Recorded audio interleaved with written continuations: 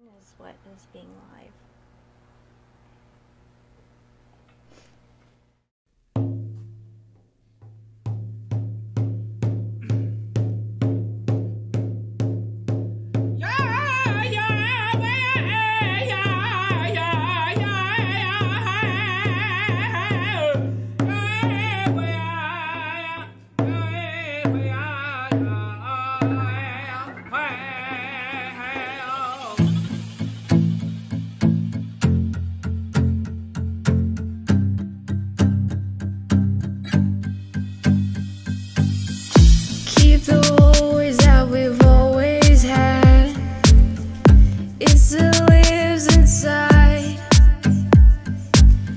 This is a place where we love the land. Let's work to show our pride. Keep us safe, keep us free, like it used to be. Don't wanna be tied down. We find love where we're from and beat against the drums. It's a beautiful sound. From the ground up, we'll find the path home. Feel pulled by the sun, wish I can go. We learn from the past, now we can grow. We're promised a chance that the plants show. Go big, go far, there are no limits. I wanna see change, so my soul lives it. They cut down the trees while we blow kisses. Defend our home while they dismiss us.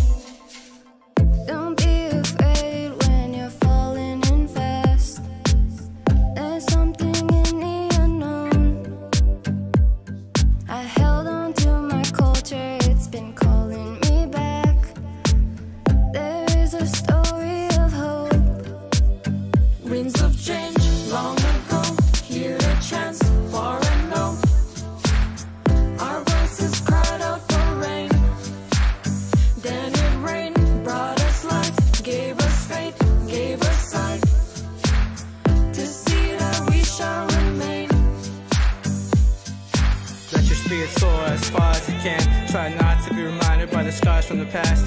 Rise from the ruins, keep protecting the land. Don't take it for granted, can't neglect what we have. Stand together as a nation, express what we feel. True conversation, address what is real. Connected to the land, we are one with each other. This is our home to discover.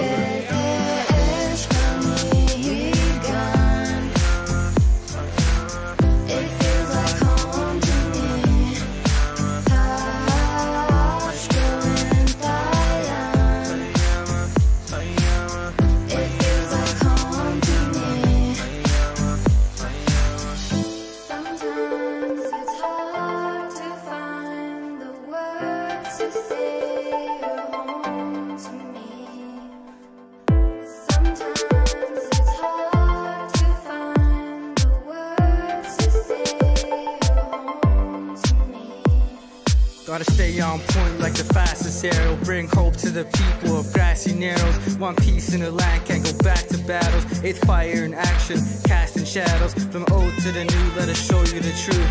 Light up the path, there's a glow in the youth. Bruise you to the world, this is where we live. So let the journey begin. It feels like home to me. It feels like home to me.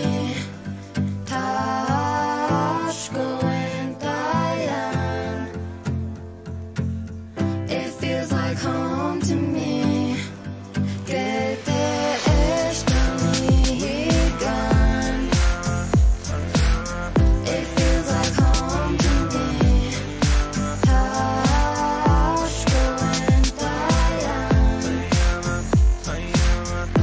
feels like home to me.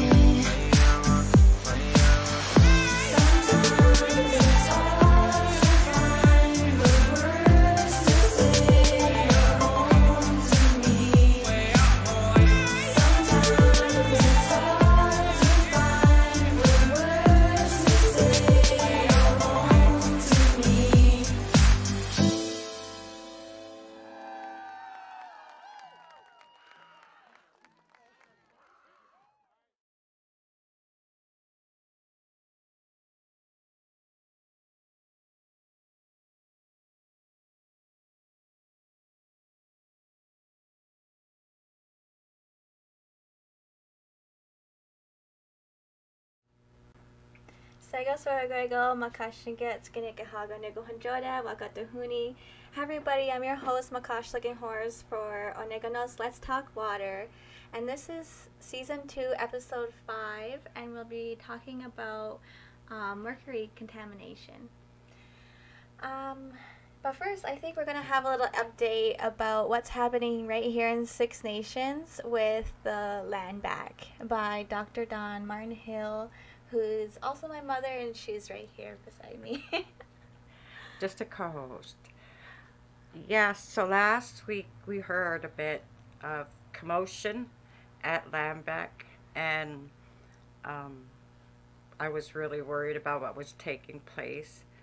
So a judge from Arcuga determined a land claim outcome, which is really problematic.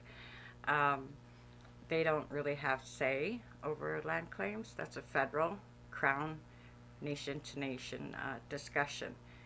And then the OPP went close to the reserve where women were sitting, and they seemed to antagonize and then got a rise out of some young guys because they claimed that rubber bullets nearly hit the women sitting by the fire. And then what the police showed was them really angry. Of course they are. Like, if you want to get Six Nations people upset, hurt a child, a woman, or an elder, and generally the community will react. So hopefully that won't happen again, and they'll find a way to negotiate and settle a 200-year-old land claim.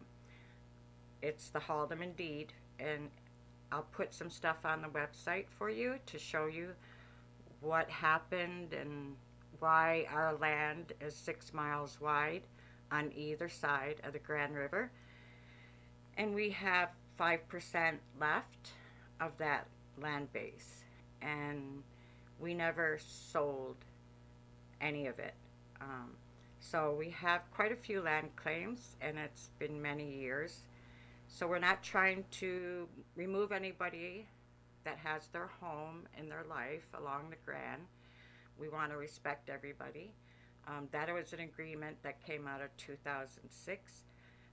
But we don't want more development, especially on lands that are claimed by the community. So hopefully they get to the table and resolve this quickly, and we can all get along and be neighborly again. So everybody's okay.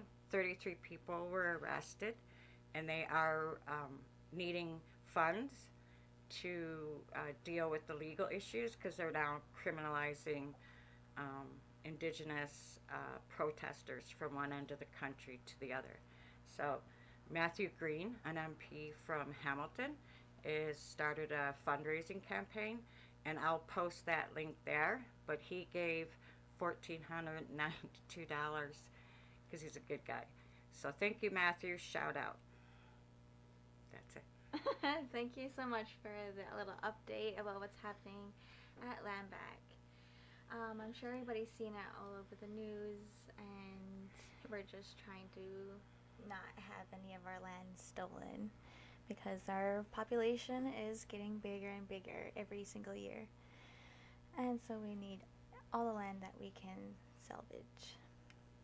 So for this episode, we're going to be talking about mercury contamination, and there's mercury in our tap water in here in Six Nations. So that's why it's so important that we're going to be talking about how bad it is and what we can do about it. Our lesson that we had by Dr. Charles Delanoy on our show, episode 3, who revealed this concerning findings about mercury here in our community. You can see the map right there, and so each of the dots have a level of contamination, and it's very spread out, and there's no one source of where. No cluster. Yeah, no cluster from the data that we got from our Oneganos research project. So we cannot identify exactly where this mercury is coming from because it's spread out in different areas. So that's why we need people to sign up so that we can have more data of what's going on and find out what the problem is and where this mercury is coming from. So please sign up. If we test water from the taps that comes from usually well water. Yeah, well water. Or you're filling a cistern or a well with trucked on. We don't know where the mercury is coming from. Yeah, so all we need is a little bit of your tap water, and we can find out if you have mercury, and it will help our study a lot. Well, to help us fix the problem. Yeah. This is her project, so she knows a lot about it. This episode will be focusing on different equally important aspects of our mercury research. The impact on ecosystem and human health.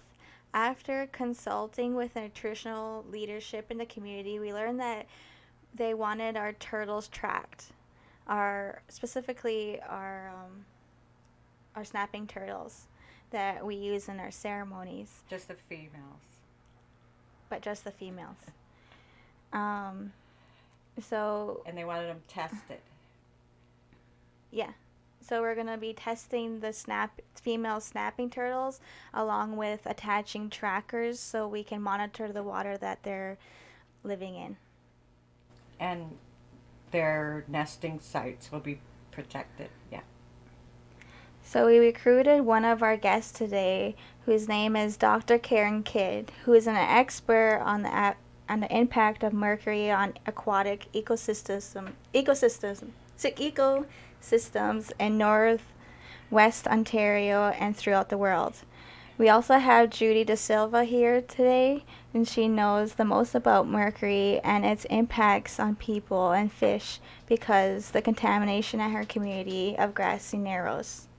Mercury is an issue here at Six Nations. We don't have a company to blame for the dumping or anything. We need your help for the residents of Six Nations to help solve this issue. We need tap water samples from Six Nations residents so our team can do testing and create a better picture for the mercury contamination. Yeah, and Hannah will post the site that you can go sign up at the end of the show. Yeah, and an exciting thing that we're going to be doing is giving away of Dr. Karen Stote called An Act of Genocide. And we're going to be giving 5 of them today. We're going to be giving out 5 of them today. So what you need to do to get a book is you need to share our video, our live stream right now, and the first 5 get a free book. So Karen was on last week. It's about sterilization of Indigenous women in Canada. She did great research in archives. The first eugenics committee was 1928 in BC. So she documented the sterilizations, and she also looks at contemporary policies which encourage unhealthy tubular ligations after you have a child. There's a pressure on Indigenous women. You should never be pressured after you have a child. So there's a lot of different ways it's still in place. Yeah. So it's on here. Yeah. It's great. Give it a good read and share our live stream right now, and you can get a free book. All right, and we have our guest, Judy de Silva. Would you like to introduce? Well, Judy is kind of legendary in the world of activism around the environment. So she has been working tirelessly to address the mercury poisoning that was happening to her community. I'm going to take those off. They really bother me. So she has fought tirelessly, and she has won in many cases to get the support for her community.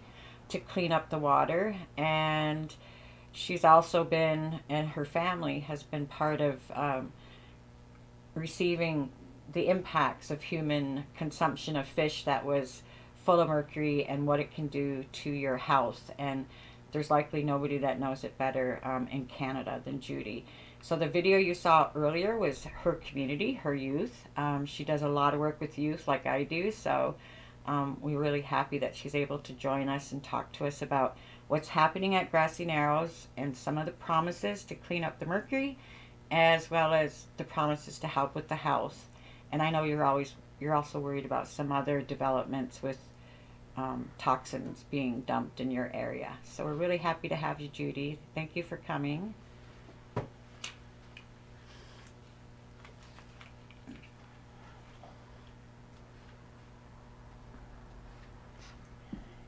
Yeah.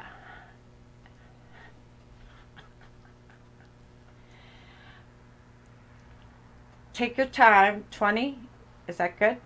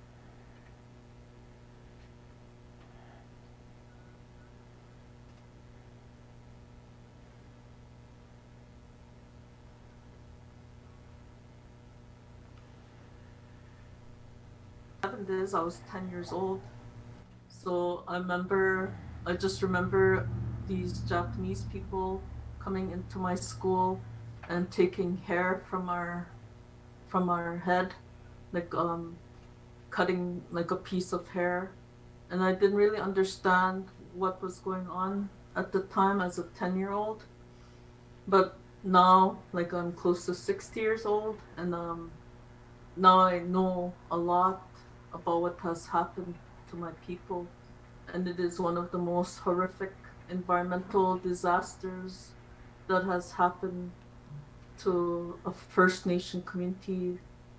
I know, like all across Turtle Island, I heard that like most of the indigenous communities, we are always first contact with environmental pollution.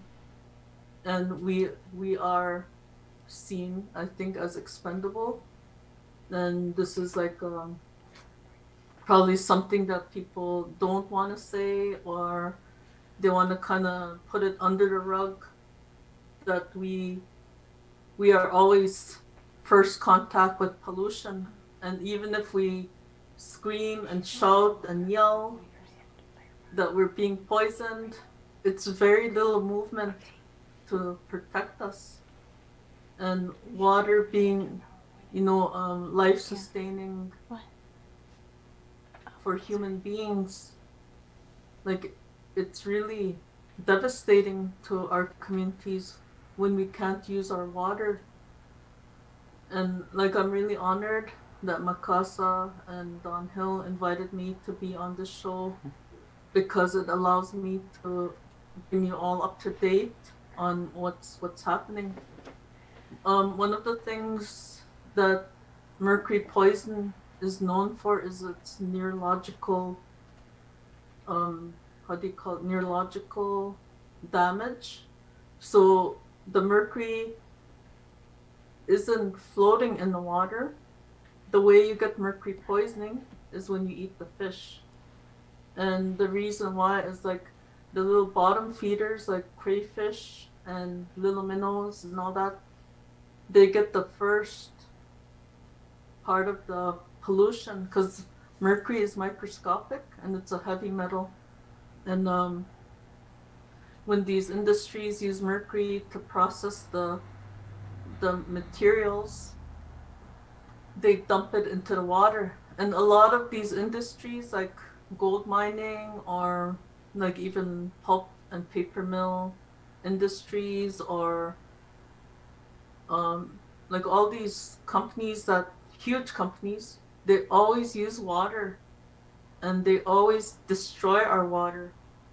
So for Grassy Narrows, the English Wabagoon River system was our lifeline, and it still is right now. We drink that water, but we don't get poisoned from the drinking it and from showering in it, because the mercury actually settles down into the sediment because it's a heavy metal, and then the little tiny fish eat the plants that are at the bottom of the river, and then a bigger fish will eat the little fish, and then another bigger fish will eat the other fish, and as it goes up the food chain, it becomes more toxic, and that's how we get mercury poisoning. And for Grassy Narrows, like when I was saying, when I was 10 years old, one of the hunter fishermen said that when he was a young man, they went to that picture that they're just showing there with the big rushing water. He went there and he said, yeah, right there, that's the Wabagoon River. And just upstream where you could see the water that's flat, he said he went there and there's all these dead fish. And that was in the 1970s. And he said he grabbed a net, and he said he started scooping up all these fish, and he was like, yay, I'm gonna have a good successful day with commercial fishing, because they're still doing commercial fishing. And he said he was just pulling all these dead fish from the top of the water that are floating up. And he said that was the first time I'd ever seen that, and he grabbed all these fish.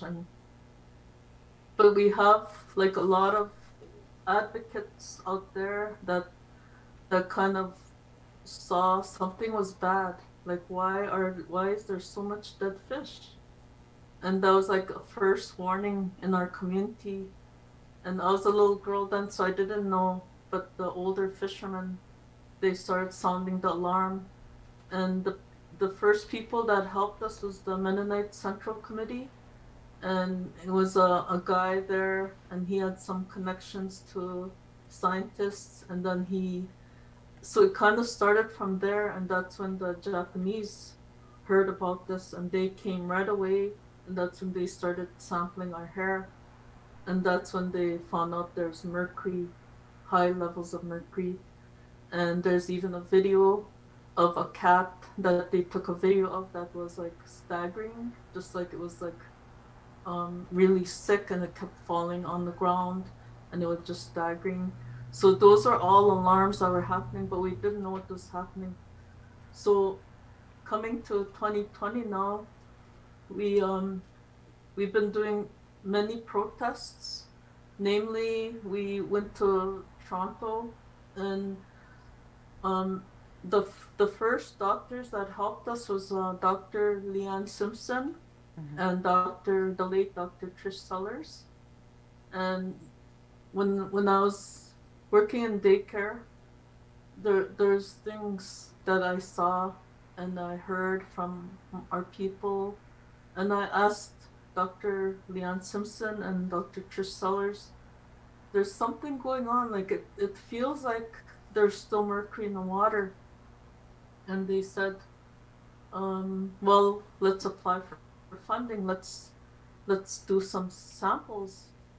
So we started doing fish samples. We had like, I think our first funding was like $25,000, and we got like just a few samples.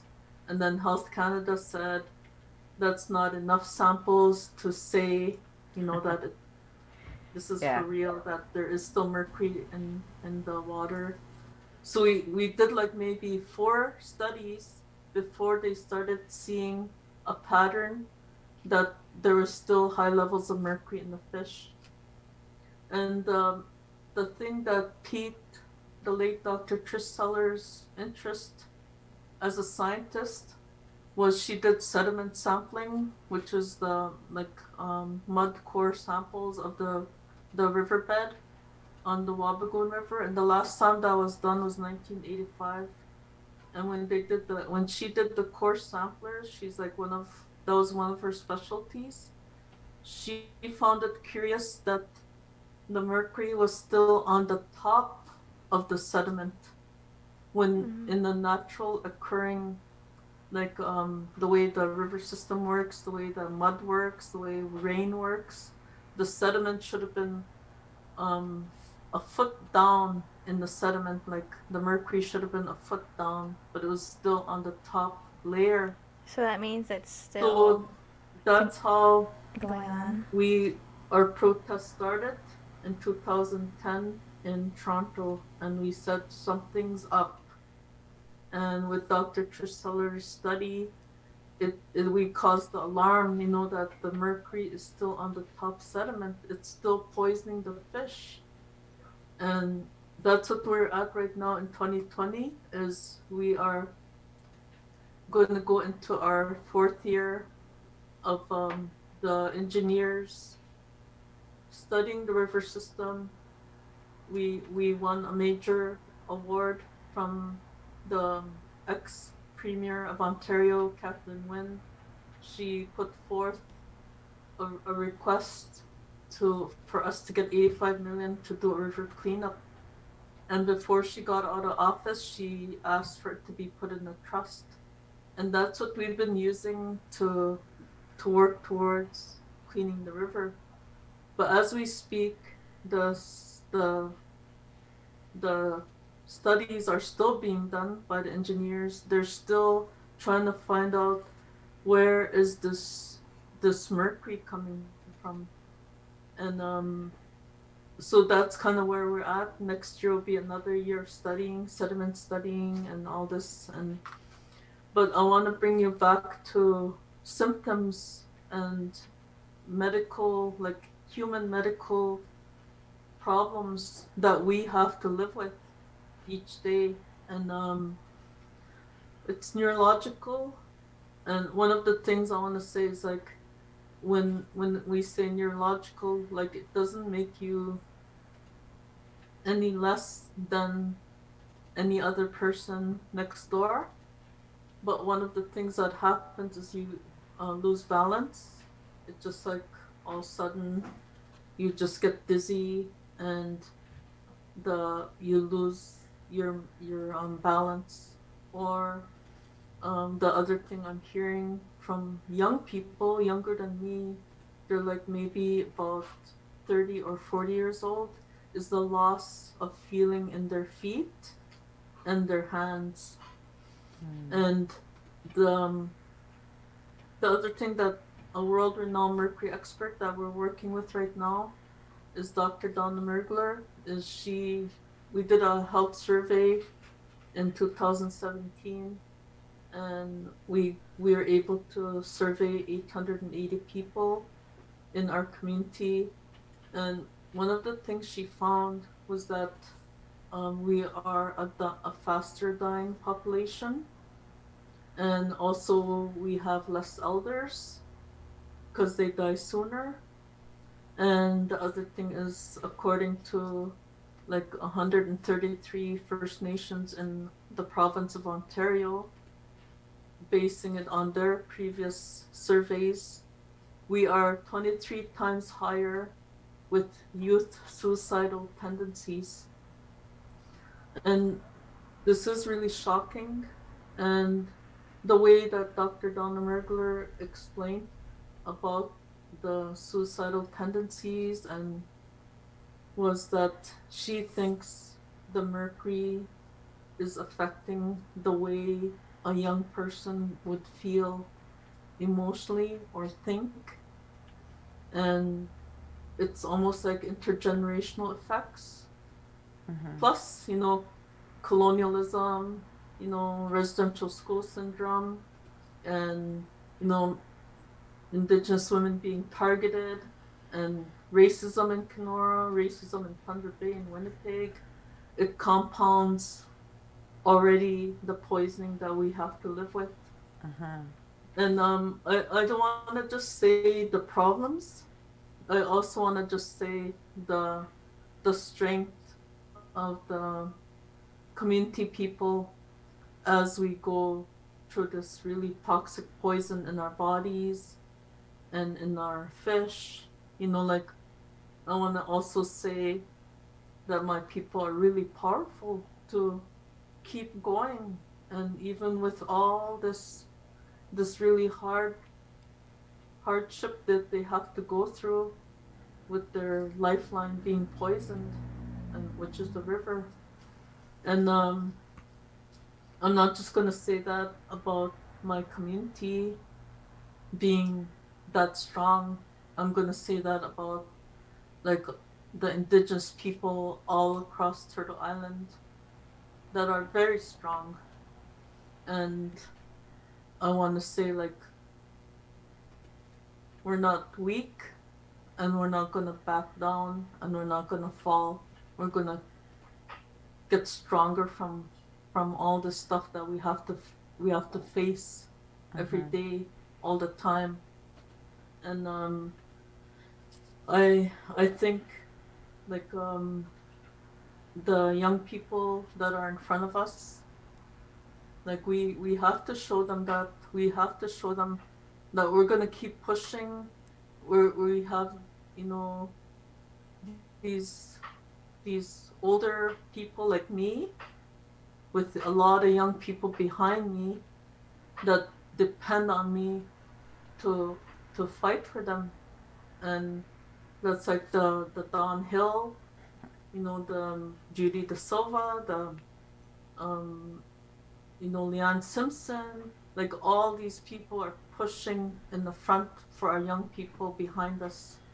And so when that's the what I wanted to share with, like, young people and just Indigenous people that may be listening, is that we're here, and as long as we're here, we're gonna keep, like, pushing the agenda. And sometimes in our own backyards, we have our own, like, how do you call it, obstacles that we face.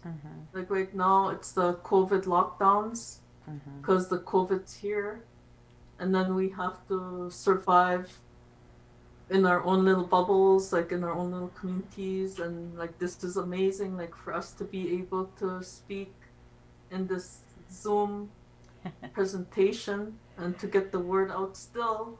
Like, it's like nothing's gonna stop us. We're gonna still be getting the word out. The COVID's gonna shut us down, but we're not gonna be. Our voices are gonna keep going. And that's what I feel like with this this presentation we're doing right now. Is I feel like it's giving strength, though we may feel hopeless or like struggling where we are. And like, I'm here in Grassy, and I'm here for our communities, and I'm here for our young women, our young people, our gokums, our grandpas, out there. And miigwech for listening to me. Thank you. Thank you so much. Thank you, Judy. Yeah. Just humbled by your dedication to your community. We have grandmothers like you across Turtle Island, and they're powerful. And I just want to say we're honored you're here. We know how hard it is, and the losses. We deal with suicide, and when I talk to my people here, teaching here, we go to funerals a lot, right? that's not normal. And we're hoping to change things for the better. But what we think is happening is environment has a whole lot to do with their sadness.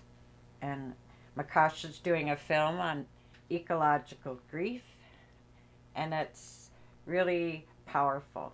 I'm hoping to get that out in the next little while. Did you want to say something about that? Yeah, I'm making a film, and it says exactly like what you're talking about.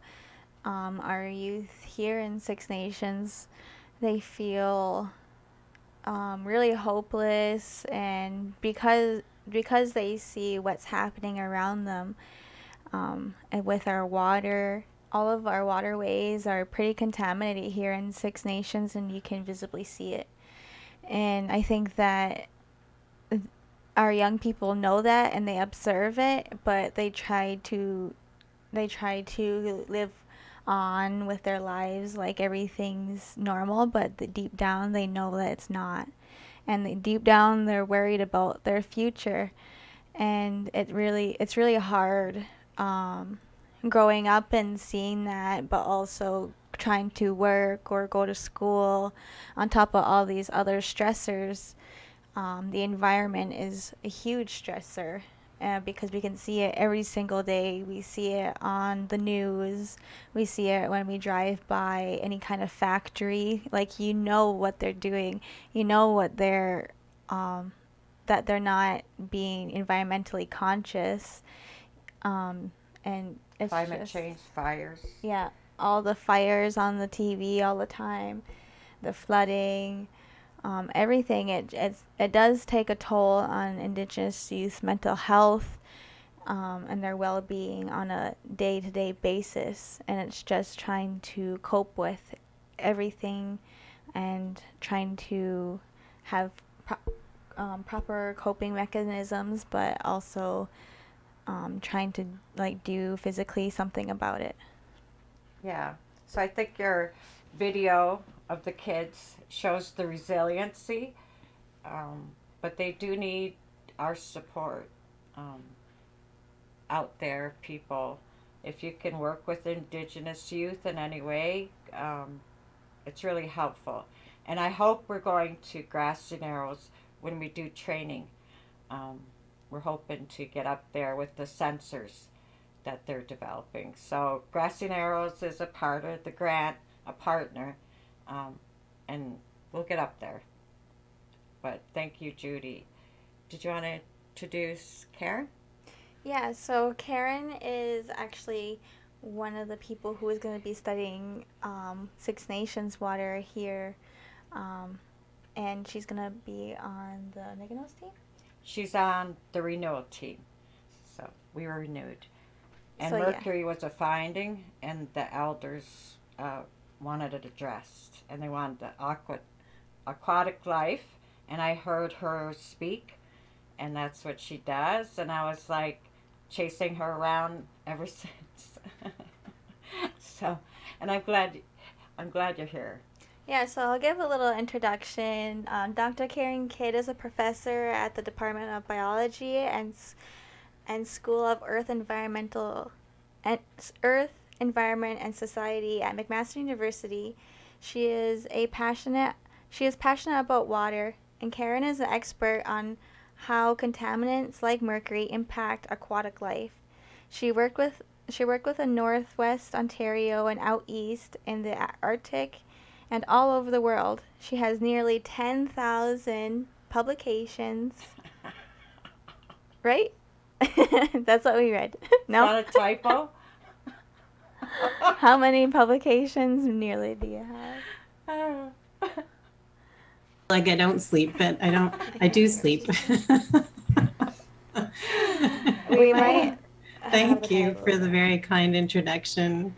And I'm very honored to be here to share this time with Judy. And I really want to thank Kasha and Dawn and Hannah and Catherine for the opportunity to be here to to share some of what I know about mercury, and some of what I know about mercury, Judy has very eloquently explained as well. So it's going to be a bit repetitive, but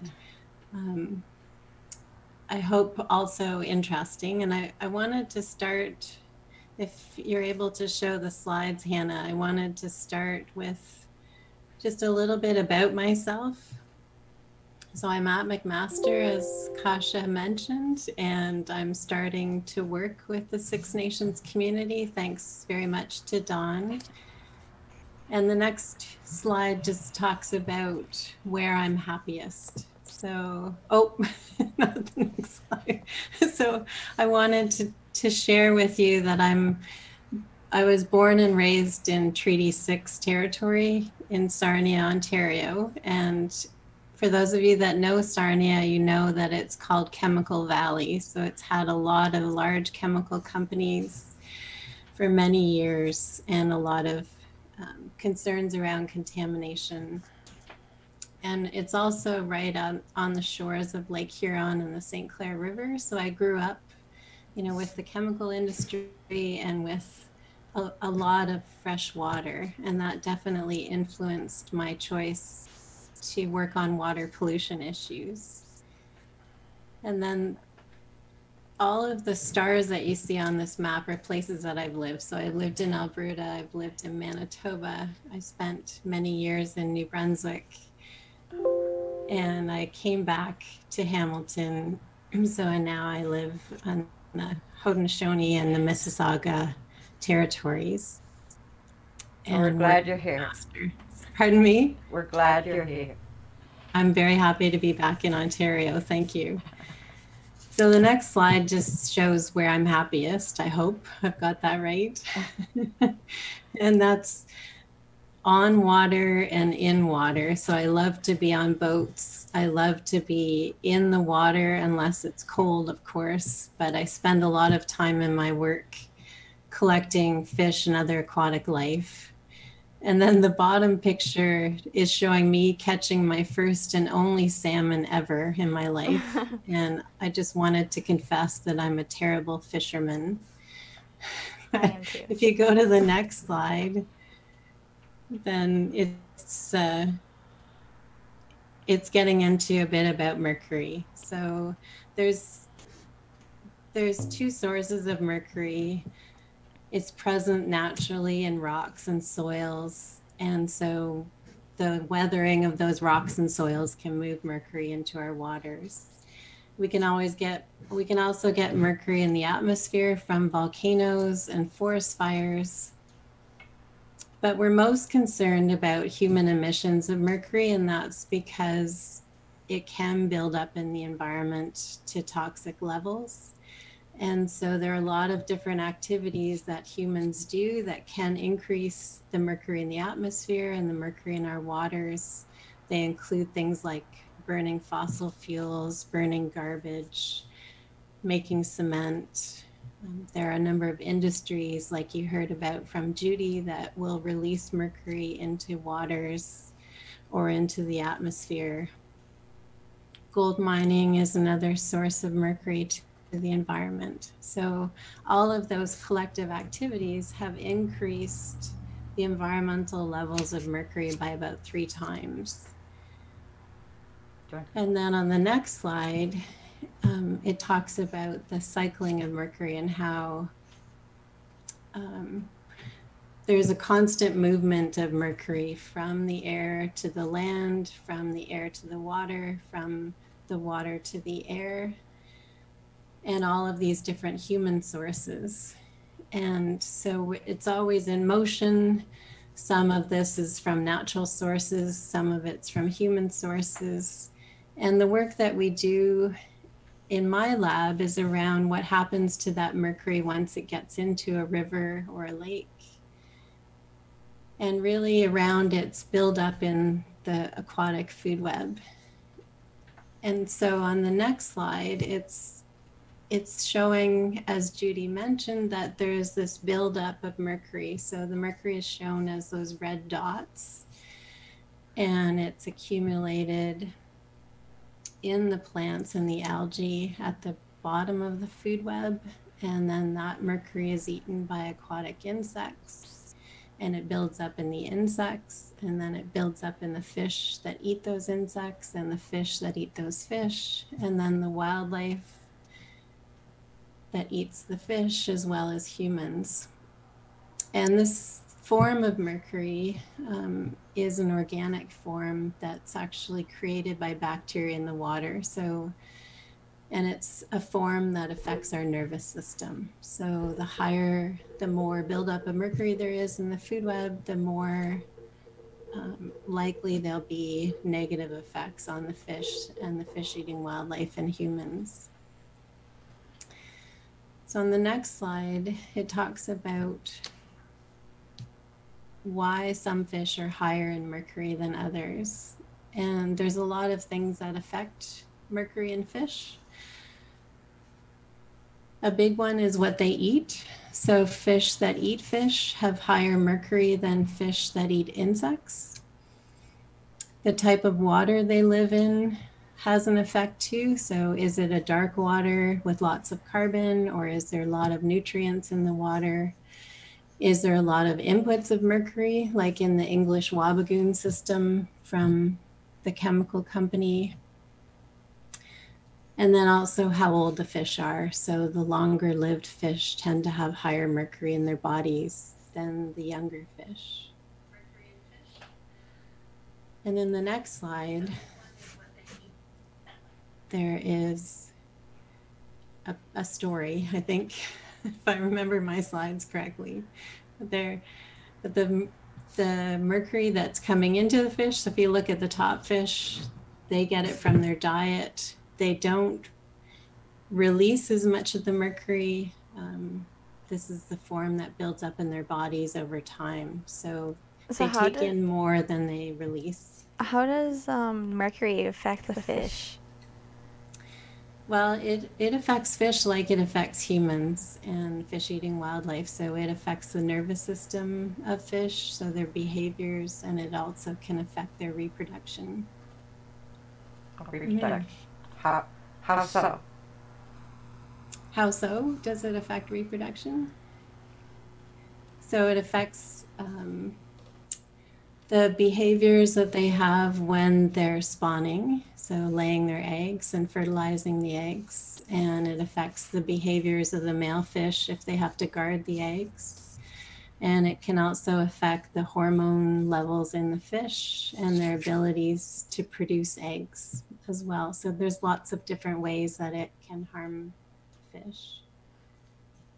Judy, did they ever look at reproduction in all those studies at Grassy Narrows?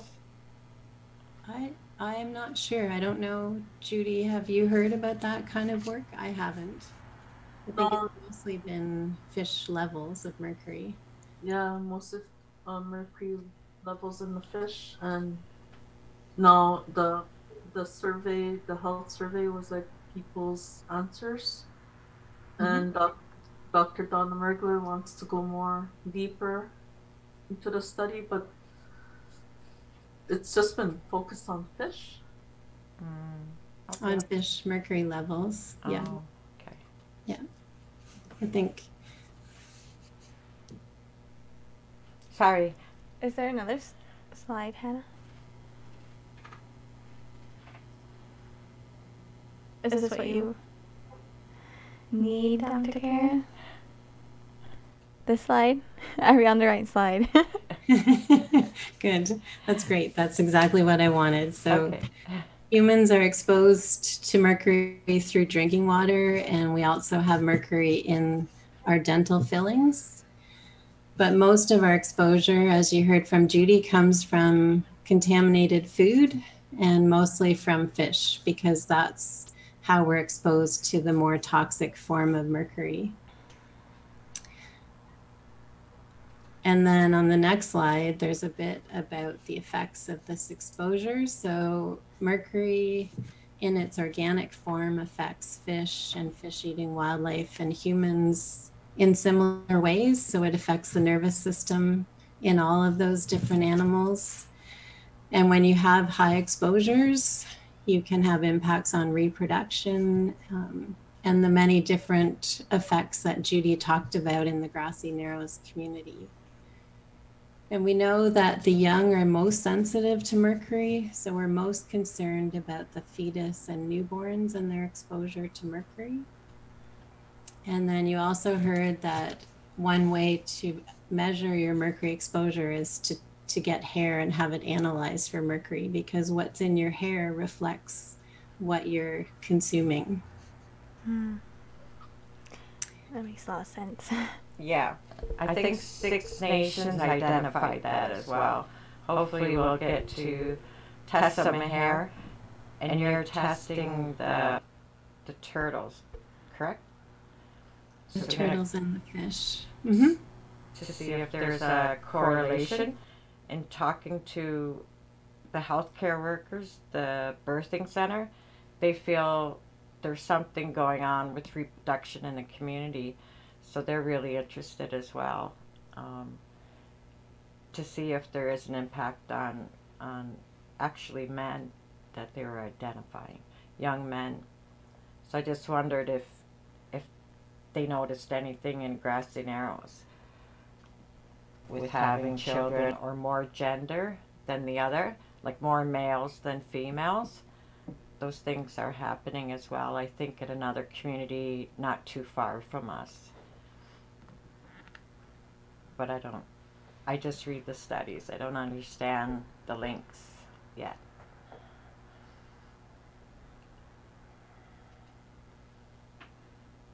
Very important for the community and to understand.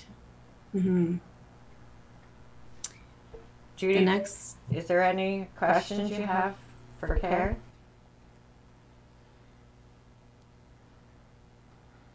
Yep.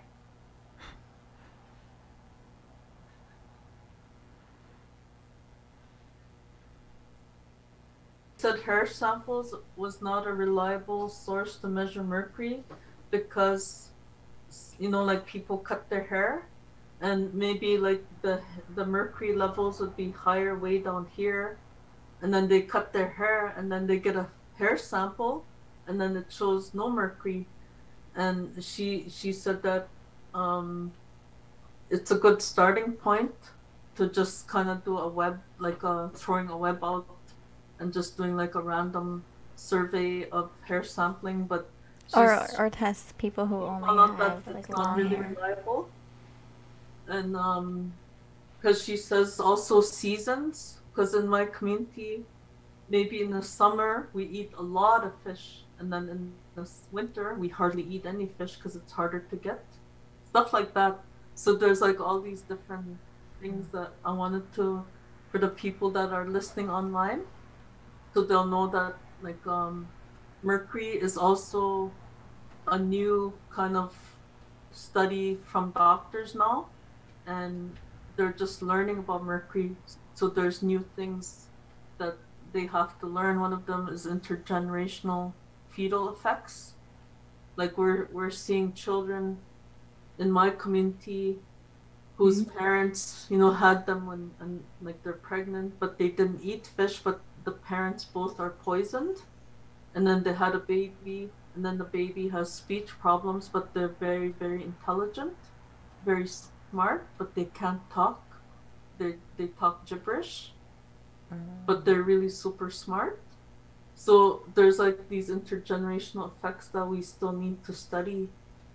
It's like there's a lot of unknowns with mercury poisoning still. And I think we're starting to understand that happens with a lot of different chemicals, that exposure of the mother or the father can have impacts on the young and then on their young as well. So it's something we don't understand very well, but it's definitely a big concern as well. I think people don't realize traditional ecological knowledge is about epigenetics and in genetics, and looking at, you know, mitochondrial DNA from the woman who carries both male and female. And those are the things that Gudgy Cook, a midwife, did a study on in 1980s. So I think those are the things we're thinking about and trying to understand what the impacts might be. I mean, think about this depressing conversation, but I think the more we know, the better we can address it. Like, where's it coming from? We have no idea. That's a big one for us here. Where are kind of the main culprits.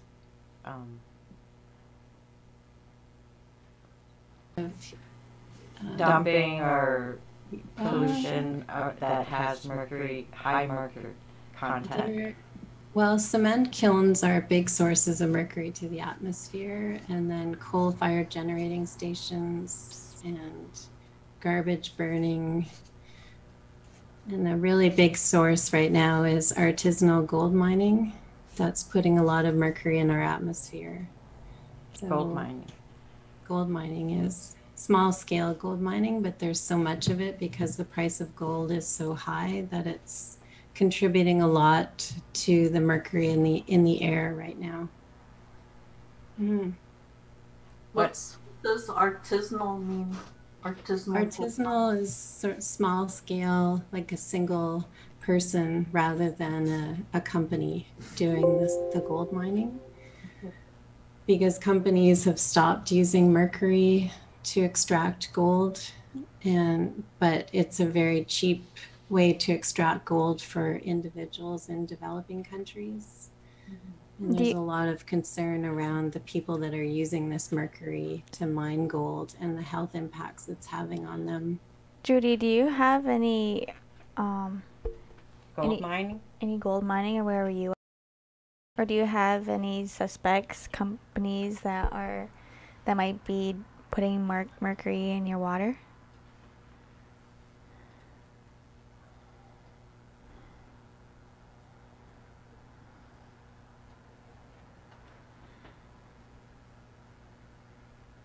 Pond. Remember they had a breach? I don't know when that breach happened, maybe like about 6 or 7 years ago. And Mount Polly, they had a tailings pond and it broke and it went into the Quinault River. So they said the gold mine that they're looking at in Wabigoon, which is north of Dryden, east of Dryden, that's how big this gold mine's going to be. And so Wabigoon River will face that again, that potential disaster, because the tailings pond will probably breach also eventually, just like it did in Mount Polly on the Quinault River. We face that, and the other thing we face is nuclear waste in Ignace. I guess we heard that they're gonna put nuclear waste a mile into the earth at Ignace, and it's a multi-million-dollar facility, but the nuclear waste is going to come from Eastern Ontario and it's going to get transported through the highway, so it's going to put a lot of exposure to people that live along those highways too. So these are all the stuff we face on the English Wabigoon River system, and it's really, really scary like that we have to face that on top of the mercury poisoning. Yeah, that's terrible. I mean, is there anything that we can help, or any of our viewers that can write letters or donate, or what kind of help do you need and how can we help you? Well, I guess it's mostly like when we do public events, like when we, like say you and your mom do something and we support you, and then we do something, like maybe we come to Toronto and we do a huge protest, get as many of your people to come and support us. So I think that's the biggest thing, is like when we're doing something really big, like we support each other and we help each other. And like when the Mi'kmaq was going through the fisheries, like facing these violent fishermen, and they're just all alone, and you know, they're waking up the giant, and all these people all across their island were like, "We're gonna go there. We're gonna go support the Mi'kmaq." And then we heard the Six Nations, you know, they're with the Caledonia. Like again, you know, we get worked up, like we wanna support. So we go light our sacred fires. We go, you know, do our little highway protests, and so like, I think that's how we support each other. It's like in spirit and in voices that we. So what you're saying? So what you're saying is that you want us to block the highway with you? You're gonna get us shut down. Stop. Cause I'm all in. We don't. Is there anything you want us to shut down? Is that what you said? Yeah, I'm not allowed to repeat it. We're trying to stay on the air. She's a young woman, and you know, someday she's gonna have babies and grandchildren. So for me, I'm thinking about, okay, Makasa, you're on the roll. Instead of using, you know, pulp and paper, use hemp or use straw for paper and for you know, like, it's like figuring out Mother Earth needs to survive. You gotta stop using trees. Okay, Makasa, get on it now. Okay. So it's like switching the thinking of the young people that we don't need trees to make paper. We don't need to use water. Like, use something else to do your resource extractions or whatever. Don't use nuclear power anymore. We don't need nuclear power. Use windmills or use solar panels. You know, like, that's where you as a young person will have to move towards. And you know, the other thing that really bothers me is strand board. I heard it's really toxic. Strand board is like the chipboard they use to make houses, and everywhere you go where they're building houses, you see the strand board, and it's really toxic. And it off fumes, like, as you know, in 5, 10, 20 years. So that's just the siding of a house? Holds it together. It eventually off fumes, and what kind of effects is it going to have on the babies someday? So these are all things we have to rethink and change our way of thinking and start using, like Winona LaDuke, she has the hemp farm, and they use the hemp for different things to help Mother Earth. So these are all things, like, I'm not just talking about you, Makasa, I'm talking about the young people that may be listening. Young, old, everyone. Just like switching our way of thinking. Karen, is there any ideas on what we can do to not contaminate further water?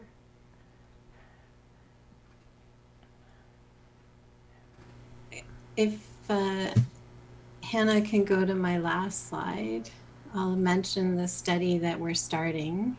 I know you've mentioned it a few times. But there's, I think what's really important for the Six Nations community is to know what the problems are and to know where the mercury is coming from in your drinking water, to know whether the fish are high in mercury or not, to know whether the turtles have elevated contaminants in their bodies. And so the last, if you just scroll through the slides, I think I have 2 or 3 more. But the very last one talks about the new study that we're starting that is really driven by the community. So there's concern in the community about contaminants in turtles and fish. And so thanks to Dawn, we've got money now to do this work starting next year. And the fish and the turtles that we analyze will be collected by community members. So I think I think that knowledge will be really important, and there are things that can be done once we know what the source of the contamination is. But there's also choices. People can choose smaller fish. They can choose fish that we know are lower in mercury to eat, so they can reduce their exposures that way as well. So you do need turtles? Do we know about mercury in fish? Well, the traditional knowledge team chose turtles, and off reserve, you're not allowed to do anything with turtles. There's like laws. We're crown land, and we still utilize turtles because it's a cultural, ceremonial livelihood of our people, and our traditional people think there's a lot more turtles here than off reserve. So they will collect the turtles. They will decide where and what, and Karen's been meeting, discussing with them how that would best be done. So that's the co-creation part of this research. But I have a feeling they'll know exactly where to go. And for those that are worried about harming turtles, we make turtle rattles. So, sorry, but it keeps our population healthy. So we're not taking anything that they wouldn't take anyways, culturally and spiritually. So let's just say that much. So you're gonna put the trackers, or is that what you want? You want the trackers and what? And the ones they make or eat or make rattles from, they're gonna collect the internal organs. And, okay. And we're gonna analyze that. Okay. So both. So any hunters out there, if you Nope. Get us in trouble. It's got to go through ethics yet, so we're working on it. I was gonna make an announcement, but No, I can't. No, we're good. Is there any other questions? How about comments from audience? We have people that have entered the draw for the book. Ooh, exciting! So who are our lucky winners? Hannah's working tirelessly over there. So yeah, so just a reminder, if you share our live stream right now, you can get our first 5. The first 5 who share our live stream right now are going to get a free book of An Act of Genocide, Colonialism and the Sterilization of Aboriginal Women by Dr. Karen Stote. I think we have 5 people. Ooh, and we do have 5 people, so that their names is taken up. Julia Stavinsky. Julia Stavinsky is a winner. Jordan Carrier. Jordan Carrier is also a winner, and I know her. Illa Crucial. Illa Crucial is also a winner. And Leslie Cochran. And Leslie Cochran. Yay. Thank you so much for participating and sharing our live stream, and you will get a free book called An Act of Genocide.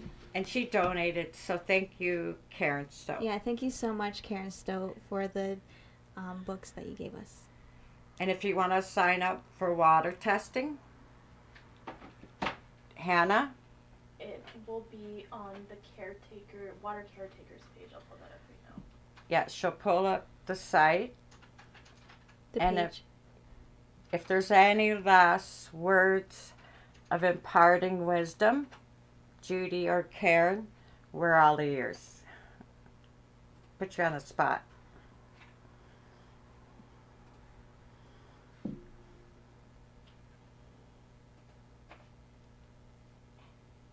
Our parting wisdom. I'm sure you have lots. Well, you could start. Oh no, please go ahead. Go ahead. Keep them. I'm looking forward to working more with Dawn and other members of the Six Nations community and helping you understand some of the contamination issues in your territory. Oh, thank you. Now Yeah, we're super excited, and I'm glad that our community can finally put a face to the name, and we'll know who we're working with, because I think you did a really good presentation. We're so lucky to have you work with us. Thank you. very lucky. Very lucky. Obviously, she has around a lot of publications, and she's very, very... I have 10, just so.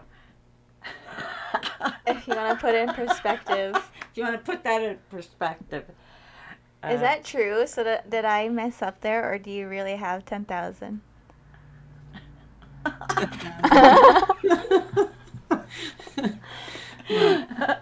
Sure, anybody would. It's probably closer to 1,000. But she is a 2021 recipient of the National Research Council Riegler Award, which is the highest honor given to an aquatic scientist who studies freshwater bodies. So just so you know who is on our team, and all of our scientists who are on our team are top tier, and they are amazing. So Six Nations, you are so lucky to have. Very, very lucky to have all of these teams of scientists working for our water. And I just want to give them a round of applause, just because they are so amazing. And busy. Very busy. So making time for us is good stuff. Yeah, it's truly amazing. We have a one-of-a-kind team, and probably the whole world, who are working together, because usually these health professionals, engineers, a scientist like Karen, biologist, do not work together on any kind of other research team. They don't work together. So this is a groundbreaking research team that Dr. Dawn Martin-Hill has put together, and so it's Indigenous knowledge led, and it's not easy. She worked really hard to put it together. It's different to do things this way, and for the scientists, traditional knowledge holders, to take a leap of faith and see if we can't find our sciences and meet in the middle to solve problems. I think that's negotiation. It's new. So we do our best. Yeah, and I think every single scientist that's been on our episode is a part of our Nignos team, right? Mm-hmm. Yeah. Yeah, so if you want to meet them, they're on our previous episodes and going to be in our future episodes also. And Judy, any advice, since we know very little about the issue that you're an expert on?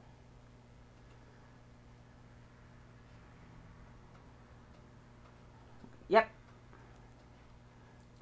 Any advice? Well, I think it's mostly just say Kchimigwech for all your hard work, and may we find many more Dawn Hills out there and Makasas that can keep doing this hard work, and that you'll find other Karen kids and Leanne Simpsons out there, they'll join our teams to help us fight this big fight.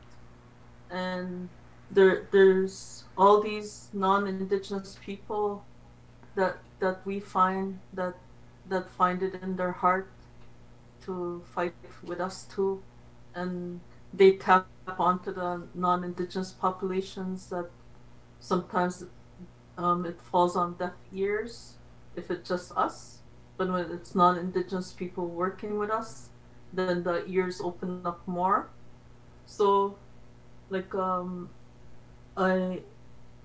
thankful for all your hard work, and I thank you for inviting me to be on your show this week, and I encourage all the young people to keep fighting, and that's the best advice I can give. Don't give up. Just keep going, keep fighting. Thank you so much, Judy. And I'll keep fighting as long as you keep fighting. And you keep fighting as long as I keep fighting. And it will be forever. We'll get there. We'll get our clean water and our healthy people someday. And a healthy planet. Healthy planet, healthy world, healthy babies. That's the goal. So hopefully we get there. I think we're good. Was your dad? Did anybody call him? Yeah, I tried to call him, but there was no answer. So he was gonna say hi, Judy. Yeah, my father, Arvol Looking Horse, was gonna surprise Judy, because they're good friends, and he was gonna give some words of wisdom. No, encouragement. Encouragement and wisdom. Another time. Thank you so much. Thank you, Karen. Now And thank you for our viewers. And I'm so excited to give these books out to our lucky winners who have shared our page. And don't forget about the TikTok contest. And we are going to be putting a poster up. And don't forget to enter and create and send an original TikTok about water, climate change, or the land. Judy, get them to send it in. Yeah, so you can talk about water, any kind of relation to water. You can film anything. Yep. We'll send that to you. Yeah, and our prizes are... can you put out the poster real quick? Thank you. So our first prize TikTok winner is going to win $200, and then the second place is going to win $100, and the third place is going to win $50. Yep. And is the first, and then one of them going to win a book? That's what he said before. Or is that wrong? Okay, that is all. Thank you so much, and hopefully you get those TikTok contests in, and you can get them in by our Neganos Facebook page, or you can even contact me personally if you know me. Just send me your video, and I can put it in for you.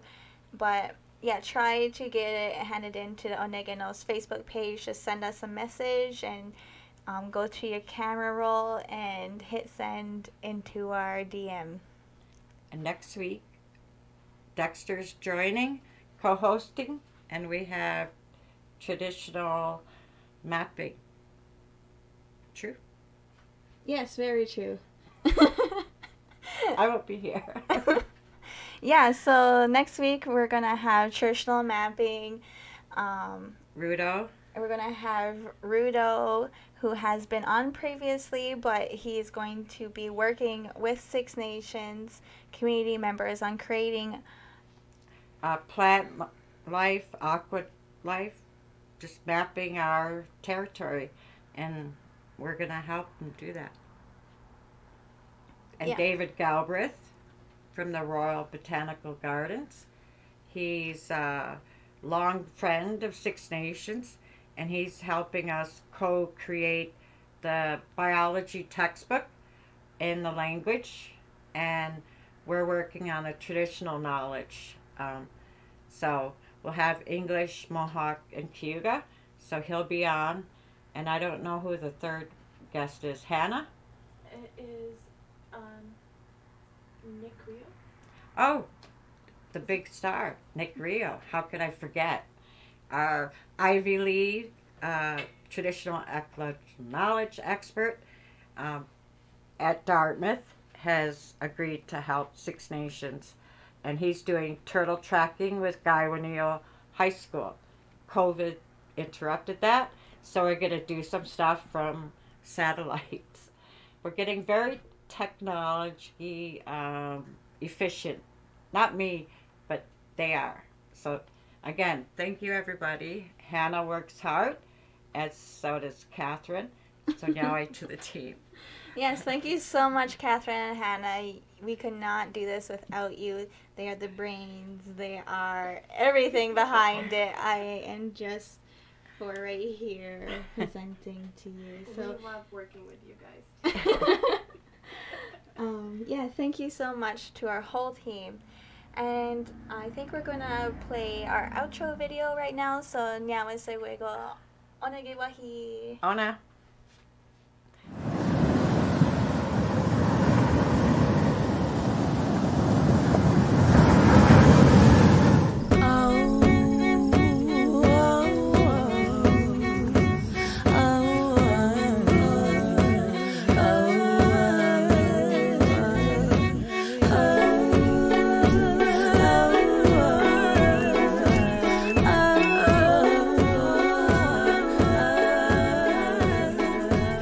We need a miracle, spirit of the gold dance. Light up this prayer grass in my hand, take it to the most high. Yeah. We need a blessing tonight, stand by our side, side as we fight. Screaming out, water is life, a miracle, spirit of the gold dance. Light up this prayer grass in my hand, take it to the most high. Yeah. We need a blessing tonight, stand by our side, side as we fight. Screaming out, water is life. Hey yo, all around the world, my sisters and my brothers hurt. So I spoke this word for the heartbeat of Mother Earth. I say a prayer and put it down for what it's worth. For those who oppose and only see color first. For my two sons, my daughter and wife, and the father of lights, I started the fight, slaughtering mics, ready to die like a martyr tonight. With my fist in the sky, saying water is life. And yo, it takes a nation of millions to hold us back. This is treaty land, we see these scams. Hey yo, we know the facts. Evil collapses and cowers in fear. The hour is near, let the world unite with the power of prayer. Yeah, my family rise, defy gravity. We gon' keep on rhyming and climbing and shine happily. A masterpiece, with my whole body glistening. Hey yo, we still here, is there anybody listening? From Flint, Michigan, to my Egyptian friends, Minnesota, all around the world, are you listening? We need a miracle, spirit of the gold saints. Light up this prayer that's in my hand, take it to the most high. We need a blessing tonight, stand by our side, side as we fight. Screaming out, water is life, a miracle, spirit of the gold saints. Light up this prayer that's in my hand, take it to the most high. We need a blessing tonight, stand by our side, side as we fight. Screaming out, water is life. Walking thonker, we in the valley of the beast with these wicked monsters. When we trying to keep it peace and they take us under. Is it better or Beretta underneath my bomber? We was pleading to the governors, then the Obamas. We ain't even want to lie, just some clean water, just a little bit of life for our sons and daughters. If a penny for your thoughts, then I'm throwing quarters, cause they never think about all the people poorer. Only rich and the white get the right to water. If we vote or if we fight, we becoming martyrs. Throwing federal charges and Lakota lawyers. I salute the true courage of our red warriors. Against our laws, my people pushing forward. Wish we had them at the pilgrims at the border. With a travel ban, pushed them back into the water. Put a sign up on the rock saying don't lauder. Or maybe a tall wall would have been in order. Cause we gave them liberty and they gave us slaughter. No land of the free for my forefathers. Now we're praying for miracles with tobacco offers. To a power that's higher than any man-made office. As the prophecy unfolds, there's no wins and losses. God trumps all self-proclaiming bosses. In the end, when they squandered all the earth's resources, they will learn that their children cannot eat their coffers. We need a miracle, spirit of the gold saints. Light up this prayer grass in my hand, take it to the most high. We need a blessing tonight, stand by our side, side as we fight. Screaming out, water is life, a miracle, spirit of the gold saints. Light up this prayer grass in my hand, take it to the most high. We need a blessing tonight, stand by our side.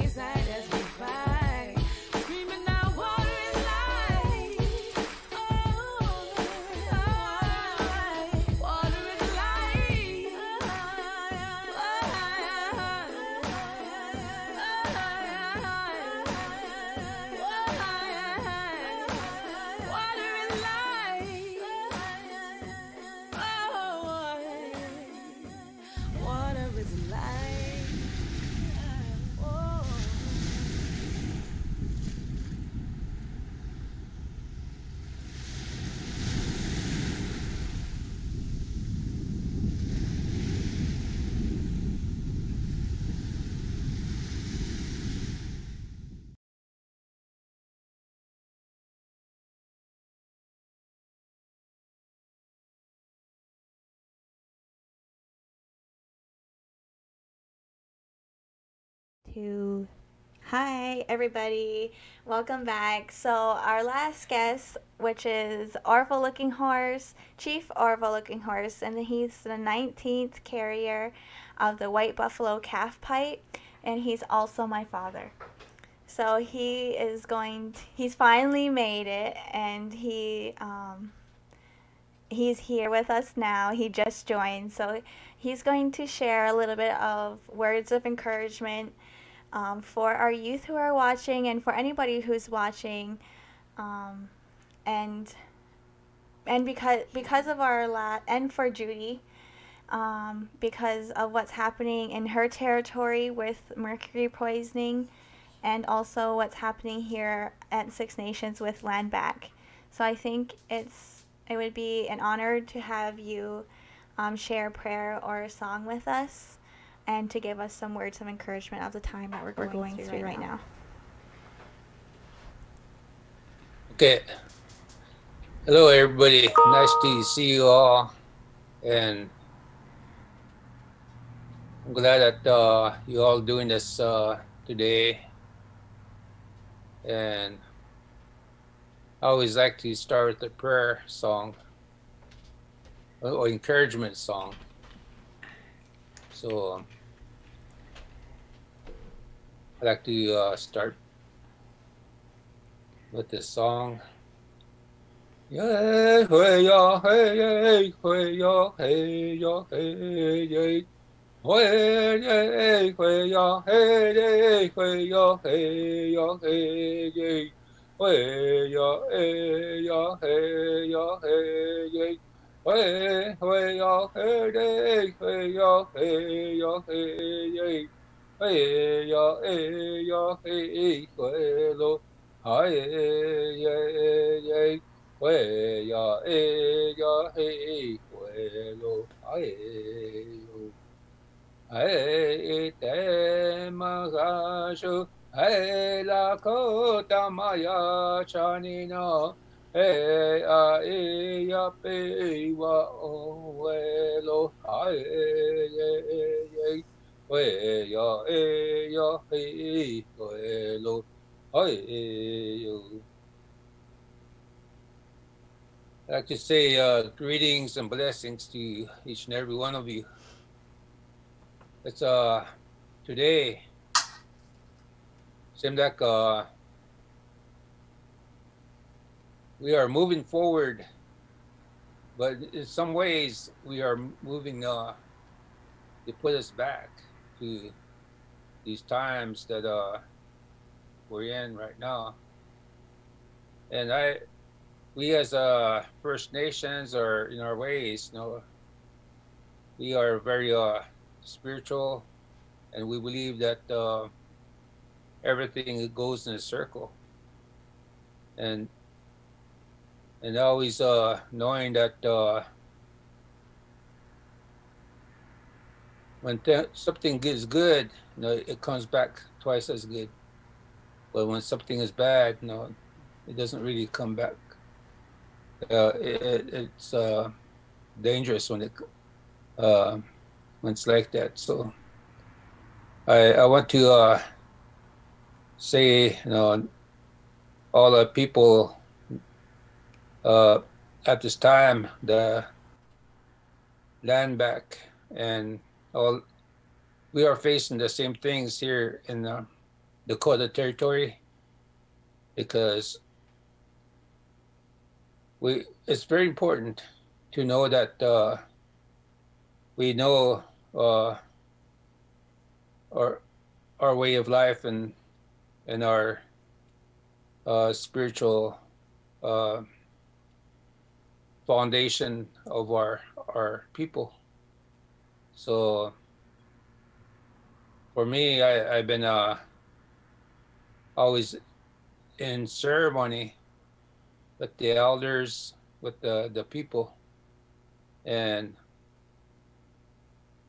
all the things that I do. I always work with the people, and I always have to stay with the people. So in that way, when we speak, we speak from our nation, on behalf of our nation. So I know that right now there's so much that is happening on this Turtle Island in North America, and we are spiritually connected to our sacred sites, which is to us the Chesapa, the Black Hills of South Dakota, is the heart of Mother Earth, and the rainforest is the lungs, and we are faced with a lot of sickness that is not is happening to all people. All fires and that can, not only is it in the rainforest, but here in California, there's so much fires this past summer, and then it's affecting the air. But we're spiritually connected to the Ojumaka, Grandmother Earth, and right now it's affecting our lungs. The sickness that's happening is COVID, is affecting their breathing. So to me, we need to always remind ourselves that we, as spiritual people, we take care of Mother Earth. We don't own it, but I like to always remind the people that we need to remind the people today, because people are spiritually disconnected. So that's what I like to say. Yeah, Dad, for your encouragement and the prayer, because I know a lot of people need it right now, and I think everybody needs to hear it and be grounded. I think because our lives are moving so fast, and it's chaos all around us all the time, and it's really hard to focus and to ground yourself sometimes, and just take the time to gather yourself, gather your thoughts, because especially right now in academia, it's testing, and your mind is constantly going, thinking about what you have to do. Do you have to pick up the kids? Let alone like world issues like climate change and what's happening right now with our waters, with our air, with our land. But I want to say thank you for your words, and I think it's important that we ground ourselves sometimes, and I think that's the energy you gave off, even though we're not with you physically. You still were able to, I think, join us. Yeah, join us. And I know Judy elders don't take care of other elders. They're giving, and I always try to acknowledge how much you give, Judy. And Arvol, I said, can you come on and just give a prayer and a song, because it's a hard fight you've been fighting with all the tragedy, loss, and I just want to support you. So thanks, Arvol. And I know Karen is one of our new team members, and she seems to fit right in with our crazy. She's pretty calm, which is good. So I really glad you could make it. I don't know if you had anything, Judy, that you wanted to say to Arvol?